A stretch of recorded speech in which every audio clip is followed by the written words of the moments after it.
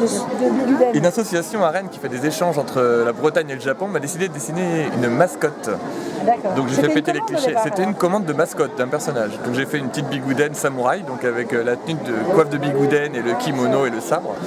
Et du jour où je l'ai dessiné, je me suis dit mais waouh, il y a un personnage qui existe, qui est super sympa. Et bah, j'en ai fait une histoire. J'ai gardé la mascotte, j'ai dit finalement je la garde pour moi.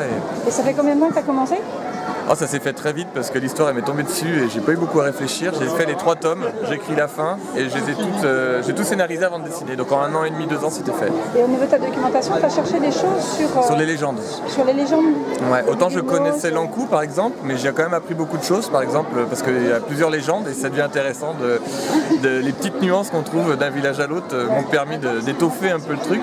Et le Bugulno je connaissais pas du tout par exemple. Et il est pas très connu alors que pour faire une légende sur le Bugulno c'est un personnage qui est juste génial quoi. Donc j'ai toujours un petit peu rajouté un peu à ma sauce parce que faire des korrigans qui sont des petits lutins, je trouve ça un petit peu fait surfait donc j'ai mélangé, changé, modifié. Et tu es un gros lecteur de manga, Non, quand j'étais jeune j'en lisais beaucoup et ce qui a influencé mon dessin, mais j'en lis plus du tout. Ouais. Et le Japon, pourquoi tu as appris le japonais ? Parce que justement quand j'étais jeune les mangas n'étaient pas traduits, donc il fallait faire des efforts, avoir son dictionnaire à côté de son bouquin. C'est comme ça que tu as appris le japonais. Voilà. Tout seul. Et après on s'intéressait à la culture et tout ça, et voilà, tout seul. Et l'accueil de Biguden, super bon. Et ce qui est très drôle en plus, c'est que je vais dédicacer dans toute la France et je retrouve des Bretons dans toute la France. Bah oui, parce qu'en fait ils voient écrit Biguden, ah là là, ça nous rappelle le pays. Et je me dis les Bretons sont partout. Et il est sorti à combien d'exemplaires ? Il y a eu plusieurs tirages, je crois que le premier doit être vendu entre 7 et 8 000 pour l'instant. D'accord. Et les premiers que tu as écrits ?